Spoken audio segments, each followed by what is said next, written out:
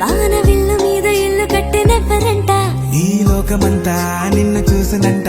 ఏ దిష్టి నిన్ను తాకకుండా ఇంటిలోన దాచుకుంటా రంగు రంగు కారు